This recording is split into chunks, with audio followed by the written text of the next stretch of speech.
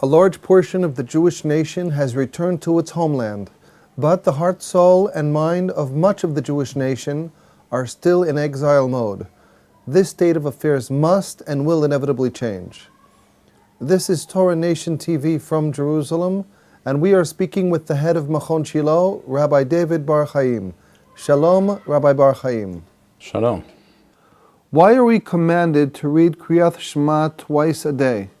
The mitzvah of reading Kriyat Shema is actually part of the mitzvah, or an offshoot, if you like, of the mitzvah, the more general mitzvah of studying Torah in general. We have a mitzvah in the Torah to study Torah, and we have a specific mitzvah, which is to utter certain pesukim from the Torah, certain verses, twice a day, in order to simply, as it were, calibrate our machinery, as it were, our minds and our souls, to set ourselves on the right track in the morning and in the evening, every part of the 24-hour period of a day, divided into a day and a night. We begin the day and we begin the night with saying Kriyat Shema to remind us where we are, who we are, just as we study Torah to understand who we are and where we are and what do we know, what can we know of HaShem. Because after all we can know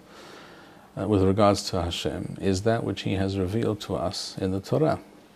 We do not understand the nature of HaShem Himself as a being, and we do not understand even His will beyond that which is explicitly laid before us in the Torah.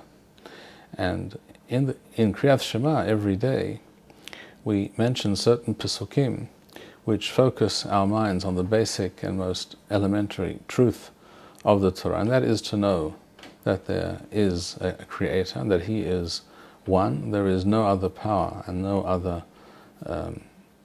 other being to turn to, or to rely on, or to pray to, or to imagine that someone else, some other being or power has something to do with the creation of the earth, of the universe.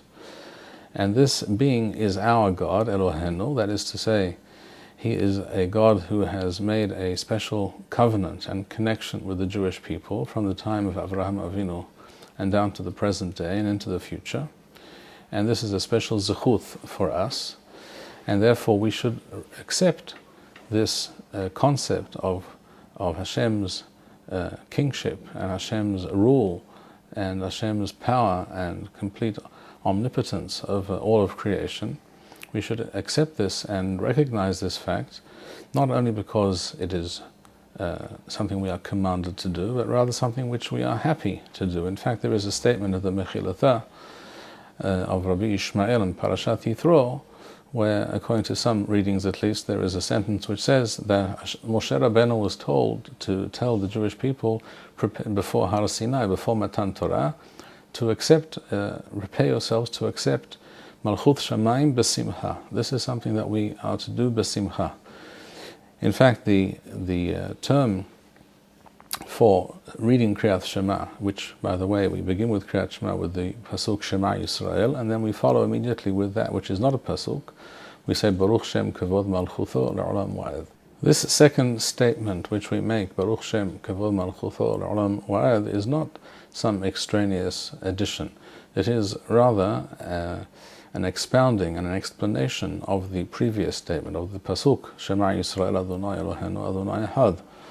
This statement comes to say that by saying this pasuk, our intention is to recognize and announce the fact that we as a people, as a nation, and this is very important because the pasuk Shema Yisrael addresses itself to the nation, not to the individual. It addresses itself to the nation of Israel, to the Jewish people, the Jewish nation at that time, at the time of Moshe Rabbeinu, and the Jewish nation down to the present day.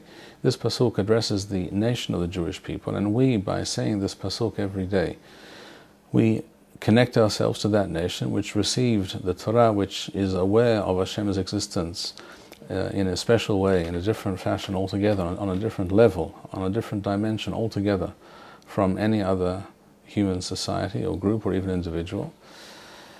And this pasuk is stressing the fact that Hashem is one, and he has no competition, so to speak, as other nations used to believe, and some nations, many people in the world still believe in actual fact, that there is not one divine being or one being with power that can change one's destiny or to whom one can pray, etc. These beliefs are still very current in the world, in many parts of the world.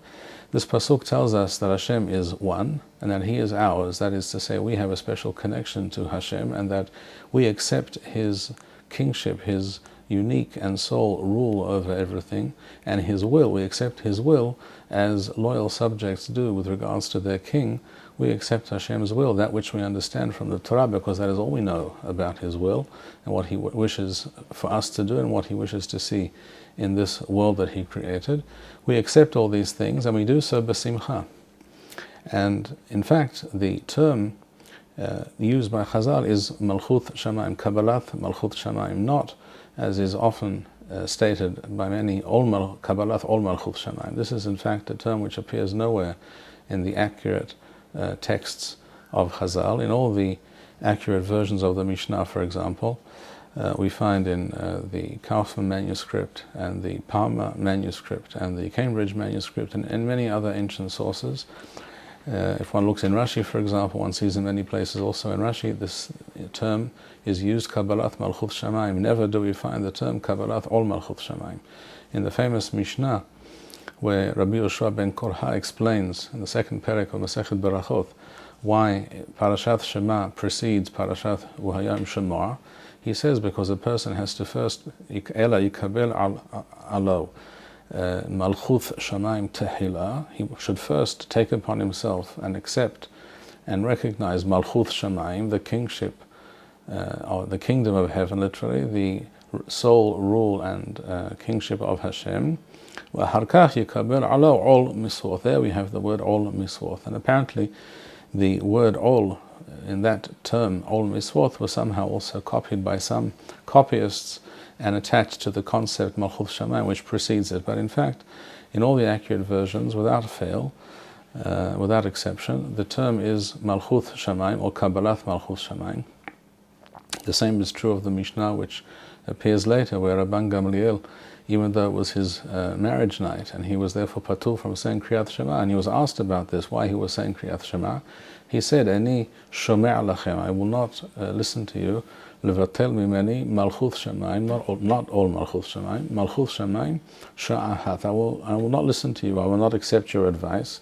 I wish to connect myself to Hashem and His kingship and be aware of this fact and maintain this awareness on a constant level, not allow a day or a night to go by without recognizing and stating this fact. I will not listen to you, therefore, and I will say Kriyat Shema tonight, even though I'm actually patur, I'm exempt from doing so, like any bridegroom is exempt on his marriage night.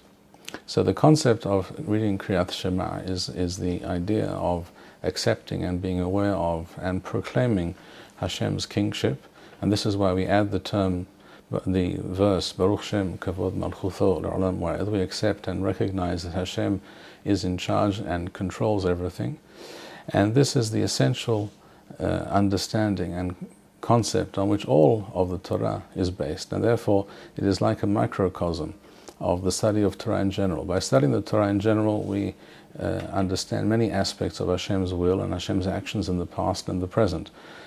This statement of Kriyat Shema is as it were, a quintessence, a brief and concentrated version of that Torah, which we take with us every day into the night and into the day when we get up, so that we will never be far away from this understanding and from this recognition. Thank you, Rabbi Bar-Hayim.